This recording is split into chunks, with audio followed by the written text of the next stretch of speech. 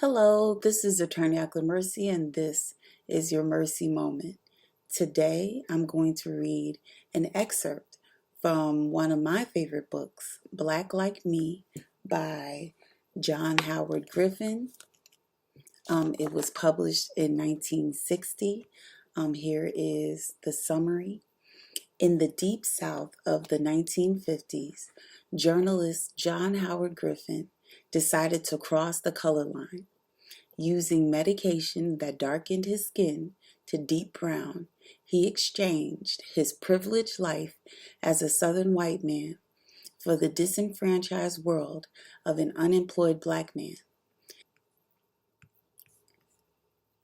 November 24th. No, sir. You're my first ride since Mobile. I learned he was a married man, 53 years old, father of a family now, grown, and a grandfather of 2 children. He was certainly, by the tone of his conversation, an active civic leader and respected member of his community. I began to hope that I had encountered a decent white. You married? He asked. Yes, sir. Any kids? Yes, sir. 3. You got a pretty wife? Yes, sir.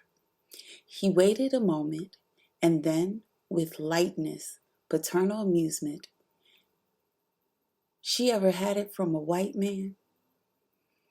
I stared at my black hands, saw the gold wedding band, and mumbled something meaningless, hoping he would see my retinas.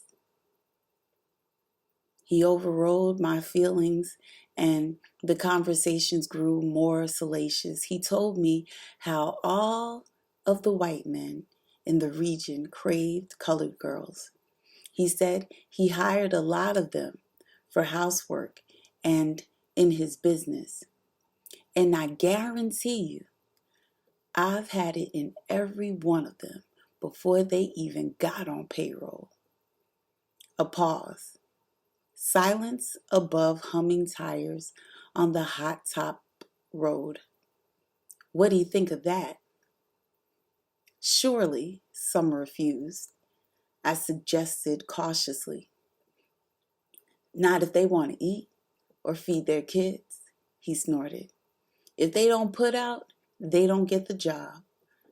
I looked out the window to tall pine trees rising on either side of the highway. Their turpentine odor mingled with the soaked smells of the man's khaki hunting clothes. You think that's pretty terrible, don't you? He asked. I knew I should grin and say, why no, it's just nature, or something other disarming remark to avoid provoking him. Don't you? He insisted, pleasantly. I guess I do. Why, hell, everybody does it. Don't you know that? No, sir. Well, they sure as hell do. We figure we're doing you people a favor to get some white blood in your kids. The grotesque hypocrisy slapped me as it does all Negroes. It is worth remembering when the white man talks of the Negro's lack of sexual morality, or when he speaks with horror about mongrelization and with fervor about racial purity. Mongrelization is already a widespread reality in the South. It has been exclusively by the white man's contribution to the Southern way of life. His vast concern for racial purity obviously does not extend to all races. This aspect of Southern life does not hit the newspapers because, as my companion said, Alabama nigger women are good about that. They won't never go to the cops or tell on you. It was obvious what would happen if one of them tried it. As I feared it would, my lack of cooperation nettled the driver. He took my silence rightly for disapproval. "Where you from?" he asked. "Texas." "What you doing down here?" "Just traveling around, trying to find jobs." "You're not down here to stir up no trouble, are you?" "Oh, God, no. You start stirring up these niggas, and we sure as hell know how to take care of you." "I don't intend to." "Do you know what we do to troublemakers down here?" "No, sir." "We either ship them off to the pen or kill them." He spoke in a tone that sickened me. Casual, merciless. I looked at him. His decent blue eyes turned yellow. I knew that nothing could touch him to have mercy once he decided a Negro should be taught a lesson. The immensity of it terrified me. But it caught him up like a lust now. He entertained it, his voice unctuous with pleasure and cruelty. The highway stretched, deserted through swamp forests. He nodded toward the solid wall of brush flying past our windows. "You can kill a nigga and toss him into the swamp, and no one will ever know what happened to him." "Yes, sir." I forced myself to silence, forced myself to picture this man in his other roles. I saw him as he played with his grandchildren, as he stood up in church with open hymnal in hand, as he drank a cup of coffee in the morning before dressing and then shaved, and talked with his wife pleasantly about nothing as he visited with friends on the front porch Sunday afternoons. That was the man I had seen when I first got into the truck. The amiable, decent American, in all his features. This was the dark tangent in every man's belly. The sickness, the coldness, the mercilessness, the lust to cause pain or fear through self-power.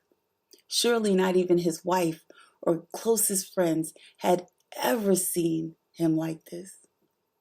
It was a side he would show no one but his victims or those who connived with him. The rest, what he really must be as a husband, devoted father, and respected member of community, I had to supply with my imagination. He showed me the lowest, and I had to surmise the highest. His face was set hard in an attempt to regain his equilibrium. When he pulled off the main highway and stopped on a dirt road that led into the jungle, we had engaged in a subtle battle of which I think he had only then become aware. He needed to salvage from it something. This is where I turn off. "I guess you want to stick to the highway." I thanked him for the ride and opened the door. Before I can get out, he spoke again. "I'll tell you how it is here. We'll do business with you people. We'll sure as hell screw your women. Other than that, you're just completely off the record as far as we're concerned. And the quicker you people get that through your heads, the better off you'll be." "Yes, sir." I stepped out and closed the door. He drove down the side road, scattering fine gravel behind his wheels. I listened until his truck was out of hearing distance. The heavy air of evening, putrid with swamp rot, smelled fragrant. I walked across the highway. I sat on my duffel and I waited for another car. None came.